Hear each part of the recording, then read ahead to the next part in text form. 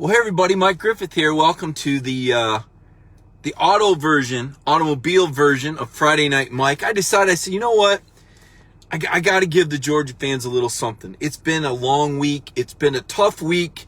Nobody wanted Georgia to not play a game this week. Most of all, Kirby Smart. He wanted to play football. He wanted his guys back on the field. And the reason why is because I think this Georgia offense is going to open up for the rest of this year. I think the quarterback change is going to change the complexion of the offense. Because if you're Kirby Smart, you've already seen what the Stetson Bennett get back to running the ball, trying to squeeze it out. I think that's gone. I think that version of football is gone for this year. I think Kirby Smart recognizes that, you know what? These guys need to have fun. He needs to turn this offense loose. They need to throw the ball. They need to recruit to the offense that they thought they were going to have at the start of the year before the injuries. And the biggest injury was JT Daniels. And I believe JT Daniels is back. I believe JT Daniels showed Kirby that he was back. The brace came off on October the 10th. JT's been inching closer and closer, showing the coach that mobility. And with Stetson out this week, because of that sprained AC joint in the throwing shoulder, that opened the door up for JT Daniels. And from what I'm hearing, this was a great week of practice. Kirby Smart said that 3 different times, that this was a great week of practice. Tuesday, Wednesday, Thursday, they went 1s on 1s, 2s on 2s, 3s on 3s, and George Pickens is back. To me, that's the most exciting part. I think we all forgot just how dynamic of a playmaker George Pickens really is. You go back to that Sugar Bowl, 12 catches for 175 yards. Pickens was unbelievable. And we went into this year, all of us thinking that this Georgia offense was going to be predicated on getting the ball to George Pickens. Let's be honest, Stetson had trouble doing that from the jump. He went to a slot, he went over the middle, but I believe JT Daniels is a guy that can go deep. And I think with JT out there, that brings Pickens back. I don't know if you read my story today. I did a 5-thing story, and one of them was about George Pickens. Another was about the quarterback. How about this one? How about if Dwan Mathis plays receiver? Now, I don't know that that's happened. I don't have any information that there's been any snaps or any talk. But what I do know is that Kirby Smart said that Dwan was going to do whatever he could to help his team.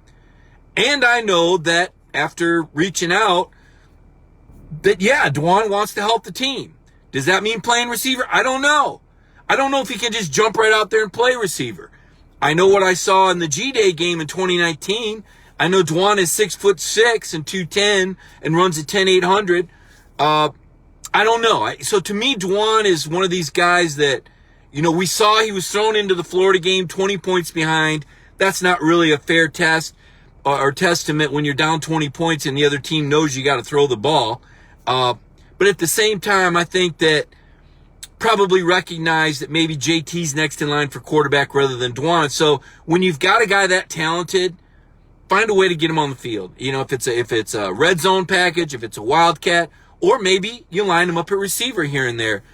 The other thing that I think happens with this offense is I think the tight ends get involved. You know, Trey McKitty, in Washington, these guys, they got 5 catches combined through 6 games. Now look, that's just wrong, right? When you've got a guy like Trey McKitty, who is NFL talent, who will get an invite to the Senior Bowl. But remember, maybe Trey will come back for a senior year or for another senior year, right?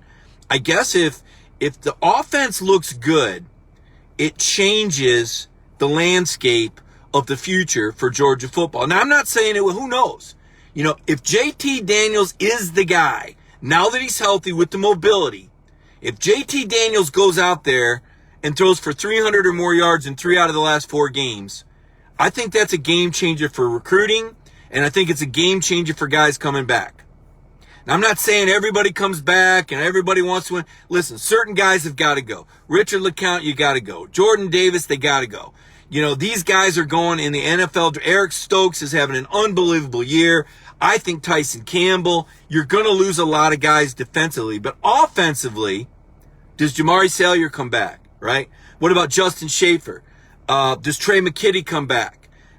James Cook, probably gone. Zamir, probably gone. But Milton's back. Kenny McIntosh is back.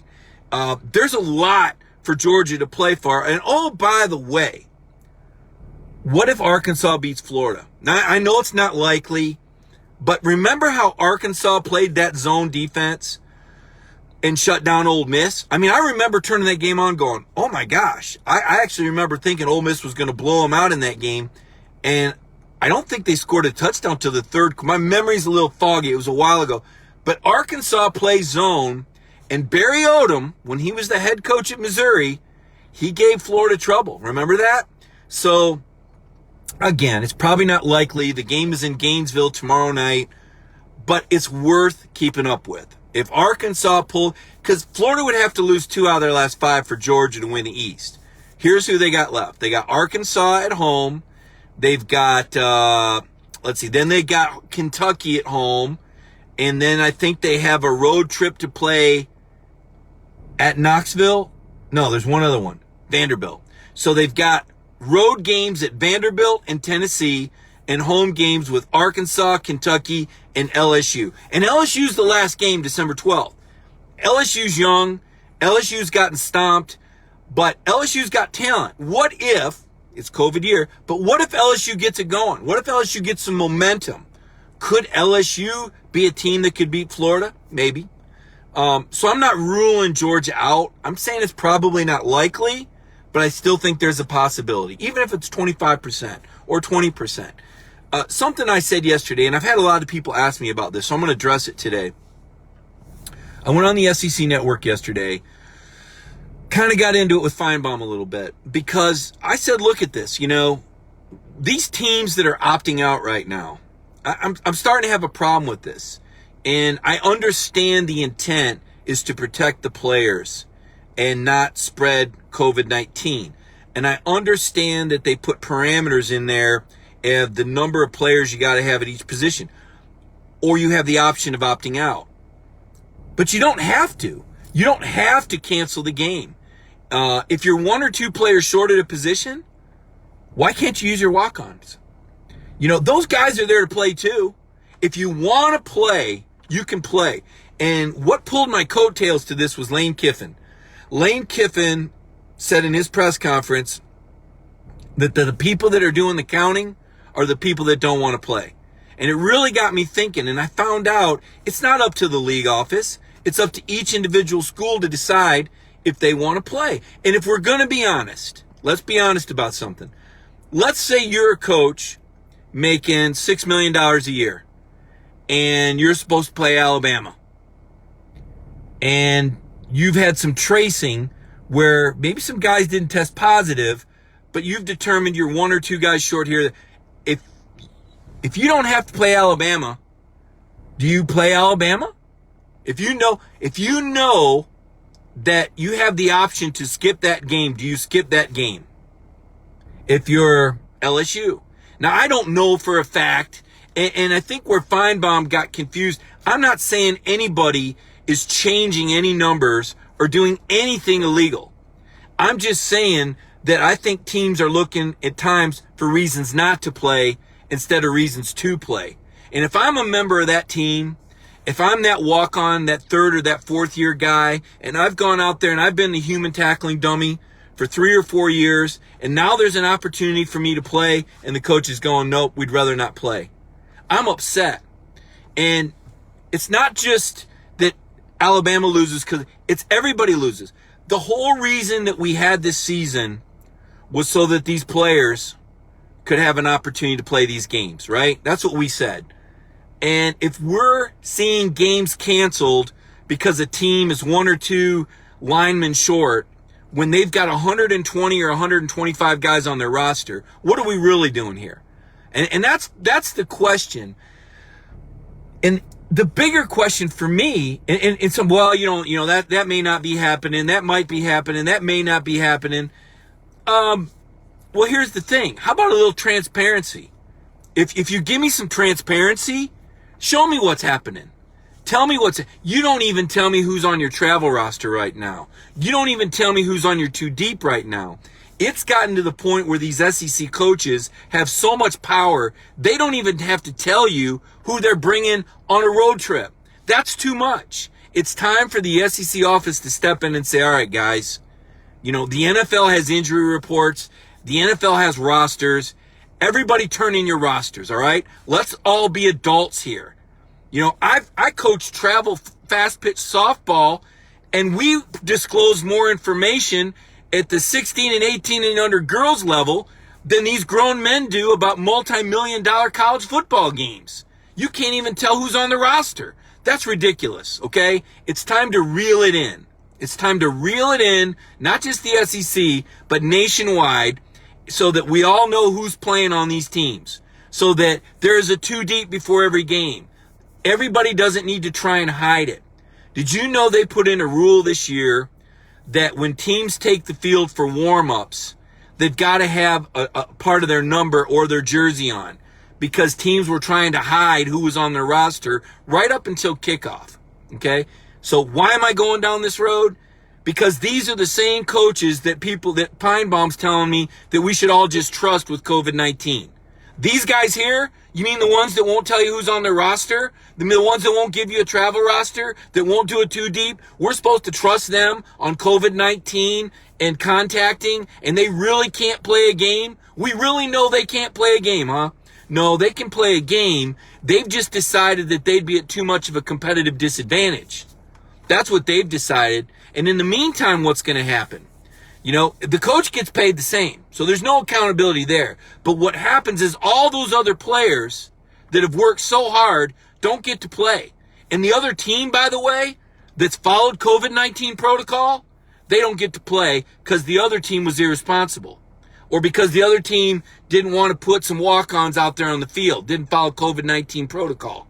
To me, there needs to be some accountability for the team that's not following the protocol. Why is the other team paying the consequence? That's my point.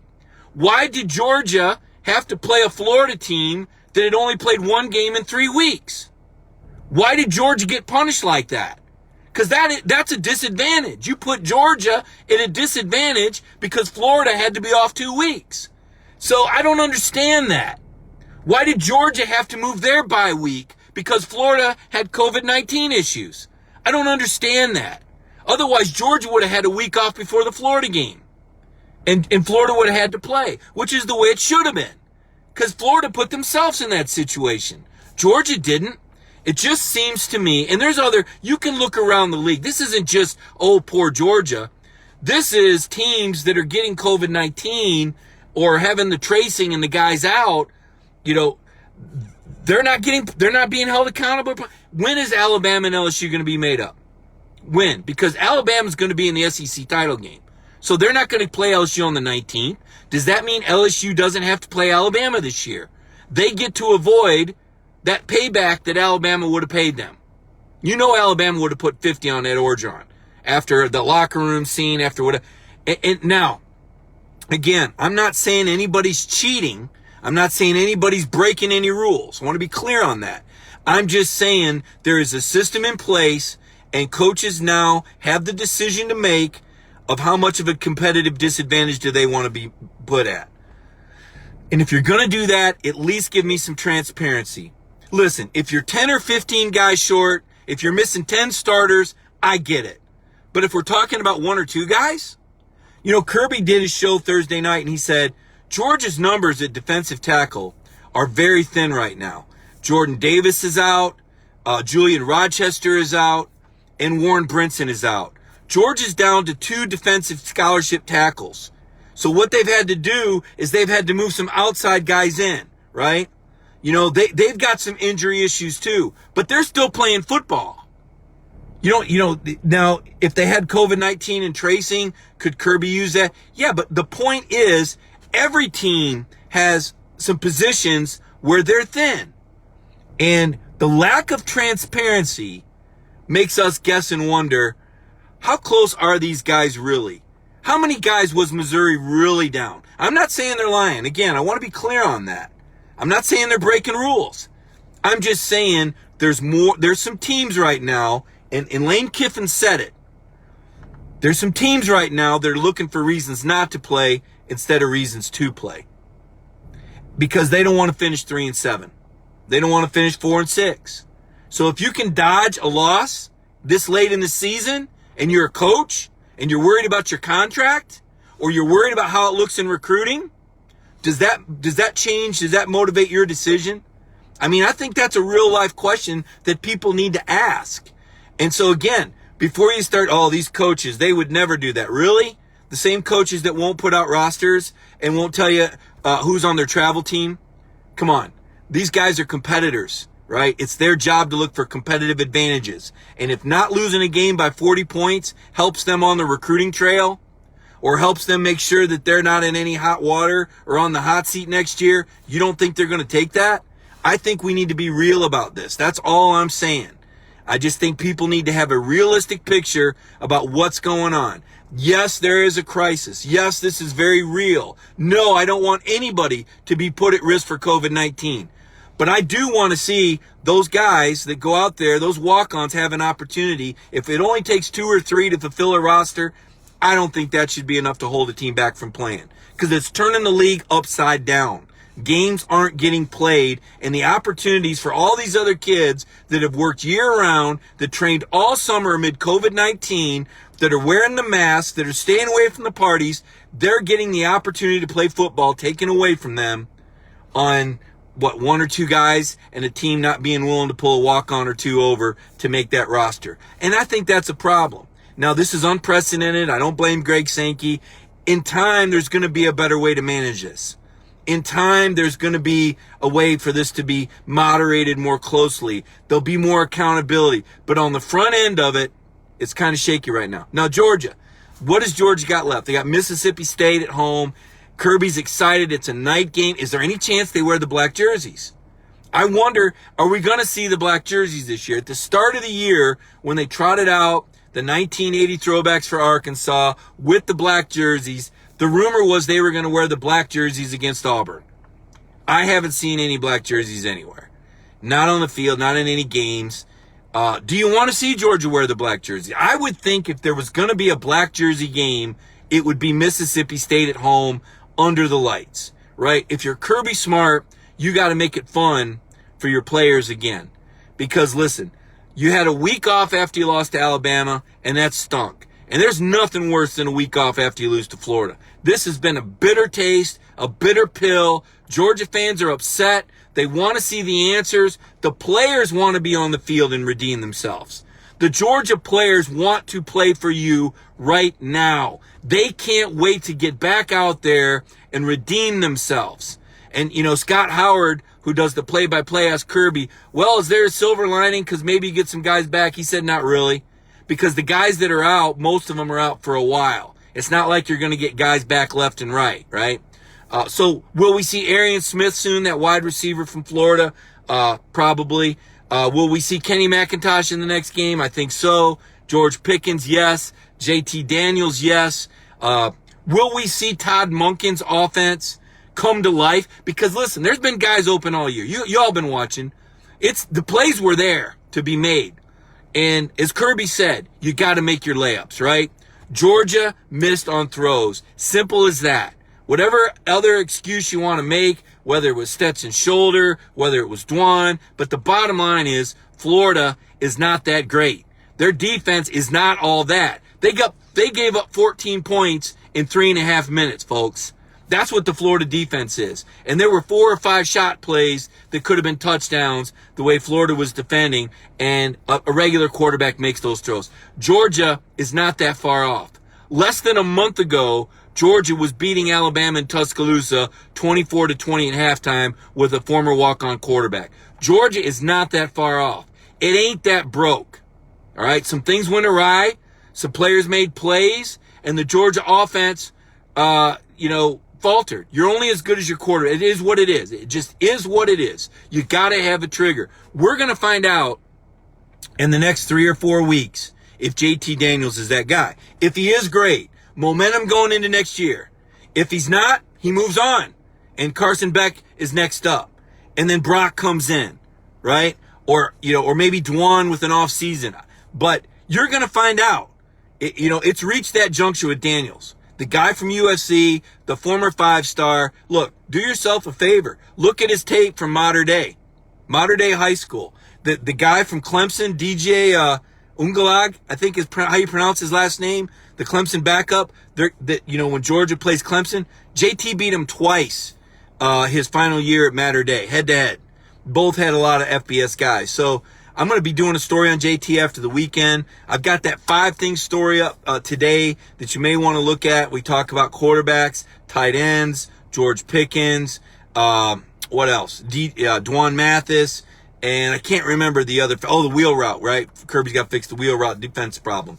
And then tomorrow I'm going to do 3 things on the Florida-Arkansas game. Take a little closer look, because I know Georgia fans, they don't go away. They're going to be watching Arkansas. You're going to keep an eye on that game. You'll keep an eye on the score, and if Arkansas is winning, you'll turn it on. Because if Arkansas beats Florida, folks, Georgia's back in the mix. If Arkansas beats Florida, the door is very, very close to being open.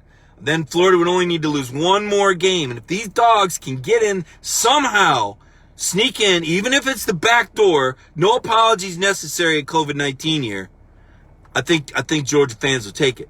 Now, the other important factor is to get back into the top 10. Georgia had been in the top 10 58 consecutive weeks. Only Alabama and Clemson had been in longer. These things matter. These things matter when you talk about whether or not a program is an elite program. What makes a program elite? Not everybody wins national titles. Can you be an elite program without winning a national title? Yes. I would point to Oklahoma. They haven't won one in a long time, right? But I think we would agree Oklahoma's an elite program. Why? Because they're always right there. Guess what? Oklahoma's got 2 losses too this year. So it happens. You guys saw the injuries. You saw what happened at quarterback. And you saw that Florida got lucky with the way their COVID-19 schedule worked out. And it's always the case. Some teams get breaks. Some teams don't. I just think Georgia needs a break. I think that if Daniels is the guy that he's supposed to be, this Todd Monken offense is going to take off. Now, before I go, because I told myself, I said, hey, look, I'm on the road, but I got to pull over and I got to do this. It's Friday night, Mike. We've been through a lot together. We went through the whole off season together. We talked to my front porch, my recliner, my couch. I'll do it in my car. I'll do it in my, because this is what Georgia football is. When you cover a program like this, and you got a fan base that's as dialed in as Georgia fans, you don't just lose a game and stop doing your show. That's garbage, man. That's what second-rate programs do. It's a big-time program. Georgia football is a big-time program. Now listen, I'll tell you this, and I'll tell Feinbaum this next week when he tries to shoot down my theories and say, oh, you just cover Georgia. Listen, Georgia doesn't sign my check. All right? That said, it's absolutely a privilege to cover Georgia football. It's a championship program. I respect the coaches. Hey, I'll second guess them too. I'll tell you when I think Kirby messed up. I think Stetson Bennett was a mistake. That said, I don't know how ready JT was. I do know this. At the start of the year, I do know where there was some questions about him throwing the out and planting on that right knee. But when he took the brace off at Tennessee, I just think when he took the brace off at Tennessee, that Georgia's offense was too far into Stetson. Right? I think Kirby made a decision at that point. They were going with that. That was going to be the die was cast. That was who, you go with who, you dance with who brung you, right? I think that far into the year, Stetson had earned it in Kirby's mind. And I think it would have been hard to throw JT in there that quick. But now it's time to reload, refocus, and Kirby Smart has used the word accuracy 20 times this week. And guess what? That's what JT Daniels is known for. Pre-snap read and accuracy and management. So what questions do you got? I don't have my laptop, so I'm reading this off my phone. What do you guys want me to hit on before I shut down Friday Night Mike?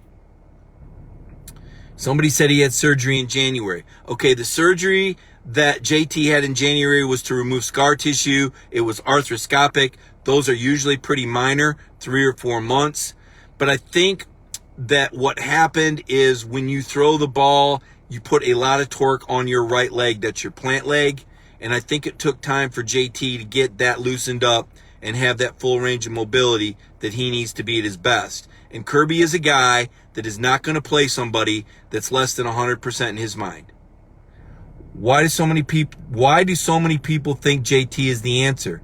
Because he was a 5-star quarterback ranked 3rd in the country. And if you put on the tape of the U.S. Army All-American game in 2018, you will see JT Daniels help the West team beat the East team that was led by Trevor Lawrence. If you watch USC film and look at the plays where there's adequate blocking, you will see JT Daniels throw for over 300 yards on Notre Dame and that Texas defense that beat Georgia in the Sugar Bowl. JT threw for more than 300 yards with receivers that aren't as good as what Georgia has. George Pickens is better than Michael Pittman, okay? Georgia has a better offensive line than USC had, and they have a better center. USC had center problems, and they had 3 different guys calling plays that year. JT Daniels played as a freshman at USC when he was supposed to be a senior in high school. He skipped his entire senior season of high school after winning the high school national championship as a junior. Okay? He's going to remind you a lot of Jake Fromm. He's going to look a lot more, he's going to look a little bit more athletic than Jake, but he's very similar in how he delivers the ball, how quickly he delivers the ball, fast release, accurate, and pre-snap read. He gets out of trouble before he gets into trouble. Other questions? Somebody's talking about his mechanics. Listen, somebody did a bad film on that. Those throws are not overthrown. Those are back shoulder throws. Okay? There's nothing wrong with JT Daniels' mechanics. That's laughable. Listen, folks, do you believe that Todd Monken, who coached in the NFL and led the Tampa Bay Buccaneers to the greatest offensive season in their franchise's history, don't you think Todd Monken watched tape on JT Daniels? Don't you think that him and Kirby Smart, before they gave JT a scholarship to arrive in May, they evaluated JT Daniels? When Kirby Smart says he has arm talent, do you think Kirby Smart's saying that if JT has mechanics issues? No. So what's happening is somebody's looking at 5 and getting 4.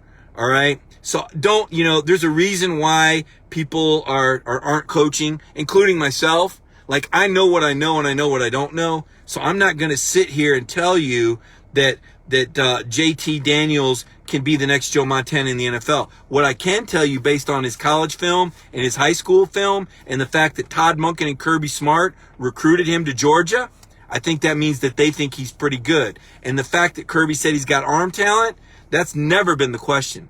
So I don't think there's any mechanical issues. So we'll wait and see. And I think you'll get a good glimpse of what JT Daniels can do with the long. I'm going to make a prediction. I would be willing to bet you that in the next 2 games that George Pickens plays, he'll have over 200 yards receiving. I would be willing to make that wager.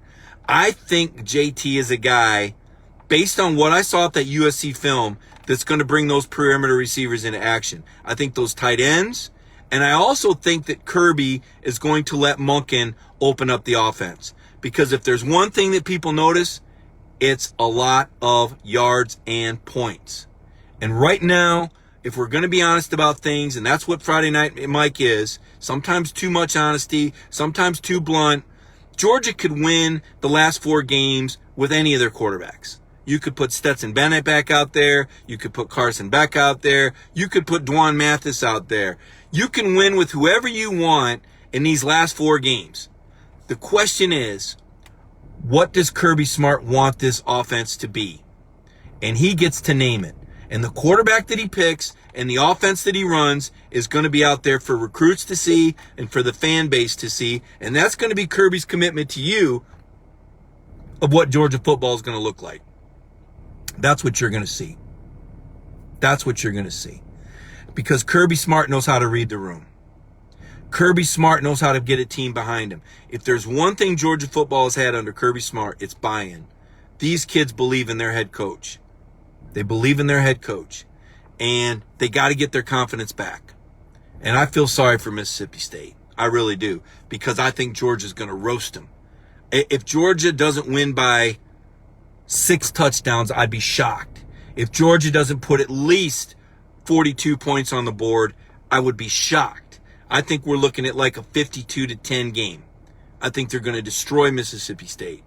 And I think you're going to see some emotion and some momentum and things that you would have gotten if their schedule wasn't, it was dealt out the way it was. I told myself I'm not going to keep complaining about the schedule they got dealt out, but that was a tough stretch of games. It was tougher than anybody else has had. That 4-game stretch was as physical and as tough as anybody's had, and it took a piece out of this team. But from the sounds of it, Lewis Seen's going to be back. Lewis was going to be close this week, Kirby said. Let's see, who else coming back? Seen's back, and Jordan Davis is still working out on the side. I think Kirby said Richard LeCount's been in this pool working out. They're hoping, you hope Richard gets back for the bowl game. You hope Jordan gets back for that. You want these guys to go out on their terms and have one more positive experience. Right now, Georgia would be projected to play in the Peach Bowl against Cincinnati, and that's not a real sexy matchup. I hope for Georgia's sake that they get a better opponent. I hope Georgia, if they win out with 2 losses, I could see Georgia ranked 5 or 6. And maybe they catch a really good Big Ten team. I don't know. Is that an oxymoron? Ohio State's probably in the playoff. They're down to 7 regular season games. I don't think anybody else in the Big Ten can play with Georgia. I don't even think they can get close. Oregon, maybe? I don't know. That's a Rose Bowl team. Typically, they'd be locked in to play the number 2 Big Ten team, so you probably wouldn't catch a good Big Ten. Maybe the best case scenario for Georgia is if A&M sneaks into the playoff as the second SEC team, and you get Ohio State, Oregon, A&M, and Alabama, and maybe you get Notre Dame. Or maybe Notre Dame beats Clemson, and maybe you get Clemson. Although you got Clemson in next year's opener, I think it'd be fun to see a Georgia-Clemson Trevor Lawrence game if Notre Dame beats Clemson again, which I don't know if I can see that, right? So who are some teams out of conference that we'd want to see Georgia play? I'd like to see him play Oregon, but I think because of the way that the conferences are tied into the games, could Georgia go to the Rose Bowl as an at-large? Probably not. They really work hard to get a Big Ten team in there. They'd probably take some, 1-loss, 2-loss Indiana team over Georgia, even though Georgia's going to be ranked 5 or 6. What other team? Maybe somebody from the Big 12, right? Would you want to see Texas again? Could Texas get there? Oklahoma? Maybe Oklahoma again? Who else would be a team? Guys, throw it out there. Who would you want to see Georgia play in a bowl game? USC and start JT. There you go. Richard's got something. That would be pretty interesting. Is Arizona State good enough? I'd like to see it. See, these games we're talking about, this always gets me started on why I don't think they should play Georgia Tech. Because it's like, don't play them. Play somebody like a home and home with Arizona State or Oregon. Anyway, quick note on basketball. Basketball, they're not playing Georgia Tech. What the heck? Miami. Oh, Cameron Brown, you might be on to something. A Georgia-Miami game. That would be fun. There's a lot of potential matchups. I agree with Cameron as far as what this would do with recruiting. Bob says Oklahoma or USC. You just want to see Georgia have an opportunity to redeem themselves, okay? You want to see them roll these SEC teams, right? I know in the past Kirby's run the ball in the fourth quarter. I don't think he's going to do that now. I think he's going to open it up, man. I think Kirby is committed. Like he said earlier, you don't just become an explosive offense overnight. You got to work towards it. And I think that you're going to see him do that. I really do. I think Kirby wants this offense to move forward. I think he wants to be explosive. And I think JT Daniels is the guy that gives you that opportunity to do that the remainder of this year. Win games by 5, 6, 7 touchdowns. Show a different Georgia. Josh Maddox has a great idea. BYU, that would be interesting, right? Intriguing. BYU hasn't lost yet. I like that. What about the shakeup in the current schedules? We've been saying that Greg Sankey said that December 19th might be an opportunity for teams to make up games. The A&M athletic director reported that earlier this week. We wrote about that on Dog Nation. There's a chance that Georgia plays Missouri on December 19th. Like I said, I'm still hoping that Florida loses twice because I'm just not impressed. And I had a lot of Florida people come at me.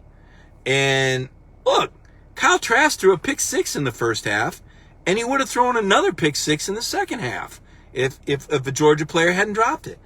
Trask made some great throws when he wasn't under pressure.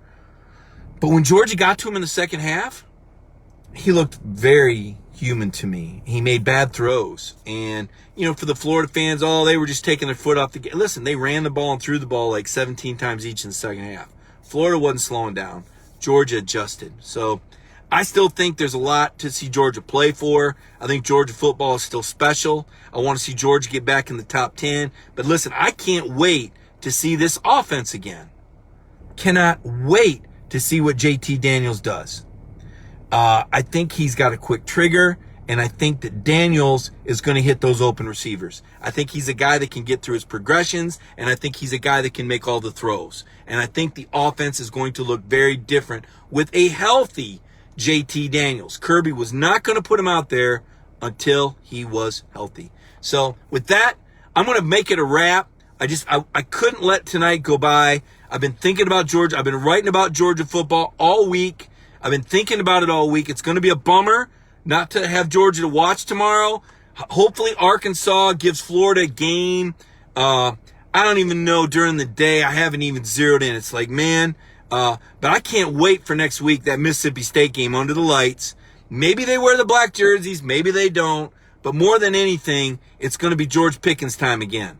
And I can't wait to see Pickens going up and making those unbelievable catches. That's been missing all year. You take any team and take away their best offensive player and then take away their top two defensive players, most irreplaceable guys, Jordan Davis and Richard LeCounte. That's Georgia's story so far. But how do they finish and how do they recruit? I see someone asking about Mississippi State's COVID issues. They had them this week. You got to hope they're over them next week, right? Certainly, and Mike Leach is a guy who wants to play, by the way. Mike Leach took a team that was shorthanded on the road earlier this year. So Mike Leach is not one of these coaches that's trying to avoid playing games. All right, just know that. He wants to play. And I give Leach credit. Because, again, I think there's some coaches right now that look at it and say, you know what? I'm not going to put my team out there at a competitive disadvantage. Even though I might have been able to pull one or two guys over to play on the defensive line for my walk-on squad, I'm not going to do that. I'd rather just cancel the whole game. And then nobody gets to play because you're at a competitive disadvantage. And I get it. Those rules were put in place. Again, not saying anybody's cheating or anybody's doing anything wrong. I'm just saying I'm with Lane Kiffin. Some coaches try to see the glass half full and some coaches see the glass half empty. You know what? I'm seeing the glass half full. I can't wait for the rest of this Georgia football season, man. I cannot wait. Can't wait to do the story on the betting line Sunday. How many points is Georgia going to be favored over Mississippi State by? And can't wait to do the show Monday night. And oh, by the way, 8:20 a.m., 92.6, I will be on in Atlanta. So you're going to want to check that out, Monday Morning Radio. I do the ref at 8 a.m. in Athens and at 8:20, 92.6 in Atlanta. So check that out. Everybody be safe. Have a great weekend.